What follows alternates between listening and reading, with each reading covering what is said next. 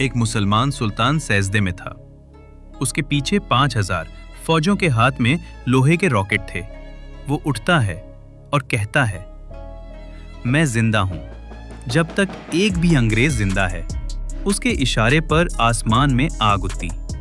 अंग्रेज फौज के कैंप में धमाके हुए और हर तरफ धुआं फैल गया। ये था टीपू सुल्तान, एक ऐसा सुल्तान जो नमाज भी पढ़ता था और रॉकेट भी चलाता था। आज दुनिया नासा की बात करती है, लेकिन रॉकेट सबसे पहले एक मुसलमान ने बनाया था। अब इस वीडियो में सुनो टीपू सुल्तान की वो कहानी जो दुनिया से छुपाई गई। 1799 से पहले का हिंदुस्तान सोचो, जहां एक छोटा सा शहर था, देवानहली, और वहां पैदा हुआ एक बच्चा जिसका नाम रखा गया सुल्तान फतेह अली साहब टीपू। ये बच्चा किसी आम खानदान से नहीं था। इसके वालिद का नाम था हैदर अली, एक शानदार सिपाही और बाद में सुल्तान मैसूर। टीपू सुल्तान का बचपन तालीम और तरबियत से भरा हुआ था। उसने कुरान पाक, हदीस, फारसी और अरबिक जुबान सीखी। लेकिन टीपू का दिल सिर्फ किताबों में नहीं था। उसका दिल था घोड़े, तलवार और जंग में। उसके उस्ताद उसे रोज सुबह नमाज के बाद तालीम देते। बेटा, मुसलमान कभी जुल्म से नहीं डरता और कभी जुल्म करता भी नहीं। टीपू ने छोटी सी उम्र में ही सीख लिया था कि एक मोमिन को सिर्फ कलमा याद नहीं होना चाहिए, उसे इल्म भी चाहिए और हिम्मत भी। जब वो सिर्फ 15 साल का था, उसने पहली दफा अंग्रेज फौज के खिलाफ जंग देखी। उसकी आंखों के सामने उसके वालिद अंग्रेजों से लड़ रहे थे और उसने सोचा, अगर ये फिरंगी हमारे देश में आए हैं तो हमें सिर्फ जंग से नहीं, इल्म और अकल से भी जवाबी वार देना होगा। यही सोच उसके अंदर एक ऐसी चिंगारी जगा गई जो पूरी जिंदगी जलती रही। जब टीपू सुल्तान जवान हुआ तो उसने सिर्फ तलवार चलाना नहीं सीखा, बल्कि दुनिया के हालात और अंग्रेजों के तरीके भी समझने शुरू कर दिए। उसे समझ आ गया था कि अंग्रेज सिर्फ फौज से नहीं जीत रहे, वो साइंस और निजाम के जरिए हम पर कब्जा कर रहे हैं। टीपू सुल्तान ने एक मिशन शुरू किया, अपने शहर मैसूर को एक इल्म का मरकज बनाने का। उसने एक दरबार इल्म बनवाया जहां लोग सिर्फ दीनी तालीम नहीं बल्कि इंजीनियरिंग, फिजिक्स और हथियारों का इल्म ही सीखते। टीपू के पास कुछ पुराने सिपाही थे जो जंग में दूध की बोतल्स जैसे देहाती रॉकेट्स यूज करते थे, लेकिन वो रॉकेट दूर नहीं जाते थे और सिर्फ आवाज करते थे। टीपू ने उनको बुलाया और कहा, मुझे ऐसा रॉकेट चाहिए जो सिर्फ धमाका ना करे बल्कि आसमान में उड़े और दुश्मन के कैंप में आग लगा दे। 1792 का साल था। मैसूर के आसपास अंग्रेज फौजाएं फिर से जमा हो रही थे। उनका इरादा था कि टीपू सुल्तान को तोड़ दिया जाए। उसकी फौज कमजोर थी, मगर टीपू की सोच किसी तूफान से कम ना थी। उस वक्त तक टीपू के बनाए हुए आयरन रॉकेट्स तैयार हो चुके थे। इन रॉकेटों का स्ट्रक्चर कुछ इस तरह था, लोहा का सिलेंडर जिसमें बारूद भरा होता, सिलेंडर के पीछे एक लंबी लोहे की छड़ी होती, रॉकेट को जमीन पर रखकर आग लगाई जाती। ये रॉकेट 1 से 1.5 किलोमीटर तक दूर जाता। गिरते ही जोर का धमाका, आग और धुआं होता था। टीपू ने इन रॉकेटों का एक नया यूनिट बनवाया जिसका नाम रखा रॉकेट कॉर्प्स। इस रॉकेट कॉर्प्स में थे 5000 ट्रेन जवान जो सिर्फ रॉकेट चलाना जानते थे। जब अंग्रेज फौज श्रीरंगपट्टनम के करीब आई तो टीपू ने एक प्लान बनाया, रात के अंधेरे में रॉकेट बरसाओ। वो रात इतनी खामोश थी कि अंग्रेज सोच रहे थे शायद टीपू हार गया, लेकिन अचानक आसमान से एक शोला उतरा, फिर दूसरा, फिर तीसरा। अंग्रेज फौज के कैंप में आग लग गई, खिम जल गए, तूप खाने में धमाके हुए और घुड़े भग गए। एक अंग्रेज अफसर ने लिखा, हम समझे कि आसमान से कोई अजाब आ गया है। ऐसी आग, ऐसा धुआं कभी नहीं देखा। ये दुनिया की पहली मिलिट्री रॉकेट अटैक थी जो किसी रेगुलर फौज ने की, और वो भी मुसलमान सुल्तान टीपू के हाथ से। टीपू ने अपने अफसरों से कहा, इन रॉकेटों से सिर्फ जंग नहीं जीतनी, इनसे उनके दिलों में डर डालना है। ये था वो लम्हा जब टीपू सुल्तान का रॉकेट सिर्फ एक हथियार नहीं रहा, वो एक पैगाम बन गया, एक मुसलमान का पैगाम। हम सिर्फ जमीन पर नहीं, आसमान में भी तुमसे लड़ना जानते हैं। जब टीपू सुल्तान के रॉकेटों ने अंग्रेज फौज के कैंप में आग लगाई तो अंग्रेज सिर्फ हारे नहीं, वो डर भी गए। उनको पहली बार समझ आया कि हिंदुस्तान के पास सिर्फ हाथ की तलवार नहीं, दिमाग भी है और आसमान में लड़ने की ताकत दी। जब टिप्पू की रॉकेट फौज ने 3 बार अंग्रेजों के कैंप पर रात के अंधेरों में रॉकेट बरसाए, तो ब्रिटिश जनरल विलियम कॉन्ग्रीव ने टिप्पू के रॉकेट का मॉडल उठाने का हुक्म दिया। अंग्रेज टिप्पू से लड़ रहे थे, मगर अंदर ही अंदर उसके रॉकेट की कॉपिंग कर रहे थे।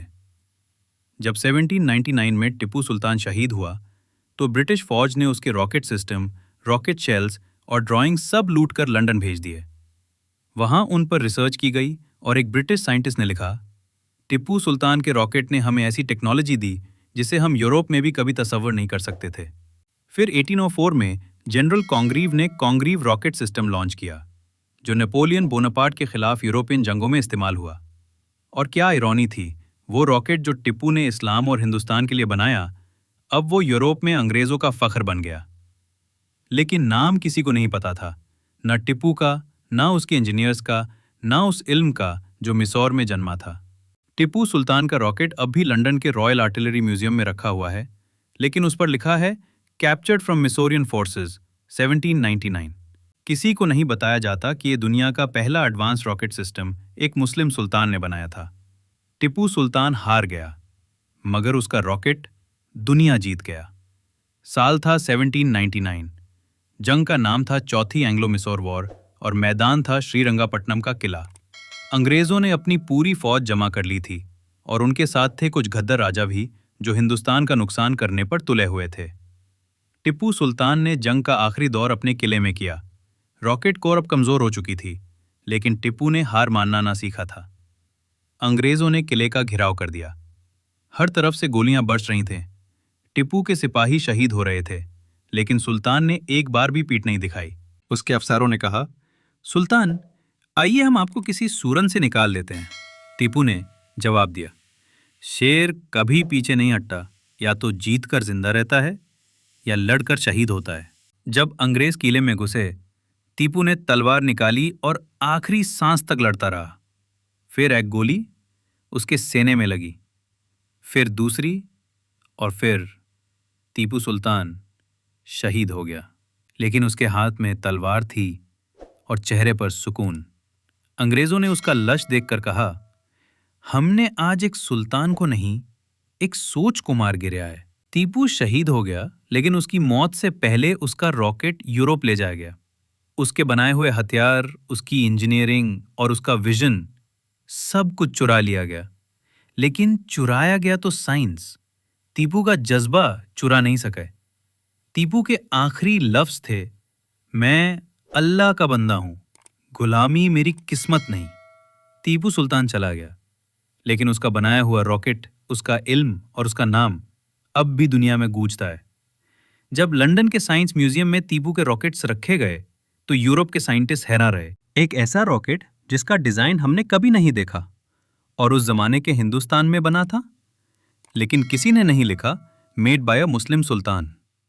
टिप्पू सुल्तान के बाद यूरोप में रॉकेट टेक्नोलॉजी ने तरक्की की, लेकिन इसकी बुनियाद मैसूर के लोहे के रॉकेट्स पर रखी गई। आज हम नासा, स्पेसएक्स और मून मिशंस की बात करते हैं, लेकिन कोई नहीं कहता कि रॉकेट का असल बाबा टिप्पू सुल्तान था।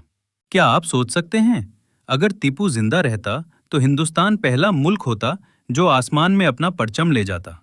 वो तो शहीद हो गया, मगर एक पैगाम छोड़ गया। मुसलमान सिर्फ दुआ नहीं करता, वो अमल भी करता है। और अगर इल्म के साथ ईमान हो तो दुनिया की कोई ताकत उसे नहीं रोक सकती। आज के दौर में हमें टिप्पू सुल्तान से सिर्फ फख्र या रिवायत नहीं लेनी चाहिए, बल्कि उसकी सोच, उसका इल्म और उसकी हिम्मत को जिंदा करना चाहिए। रॉकेट बनाना मुश्किल नहीं, लेकिन हक के लिए रॉकेट बनाना सिर्फ एक मोमिन का काम था, और ये काम सबसे पहले टिप्पू सुल्तान ने किया। टिप्पू सुल्तान चला गया, उसका किला टूट गया, उसकी फौज बिखार गई और उसका लाश किले के फर्श पर शहीद हालत में पड़ा रहा। लेकिन उसकी सोच कभी नहीं टूटी। आज हम आराम से मोबाइल पर स्क्रॉल करते हैं, वीडियोस देखते हैं, सियासत पे बातें करते हैं, मगर हम भूल गए कि इस आज़ादी की बुनियाद किसने रखी थी। टिप्पू सुल्तान ने कहा था, गुलामी की जिंदगी से शहादत का एक दिन बेहतर है। वो एक ऐसा लीडर था जो मस्जिद में सजदा भी करता था और साइंस लैब में रॉकेट भी बनाता था। उसके लिए इस्लाम और इल्म एक ही सफ में थे।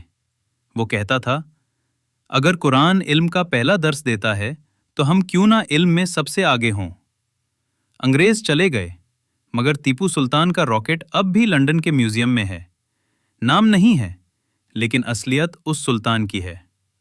और हमने स्कूल के सिलेबस से उसका नाम मिटा दिया और यूरोप ने उसका रॉकेट लेकर स्पेस तक पहुंच गया। ये कहानी सिर्फ टीपू सुल्तान की नहीं, ये हमारी गफलत की भी है। आज अगर हम चाहें तो फिर से टीपू बन सकते हैं। इल्म सीखकर, दुनिया को दिखाकर कि मुसलमान सिर्फ पास्ट में नहीं, मुस्तकबिल में भी रोशनी ला सकता है।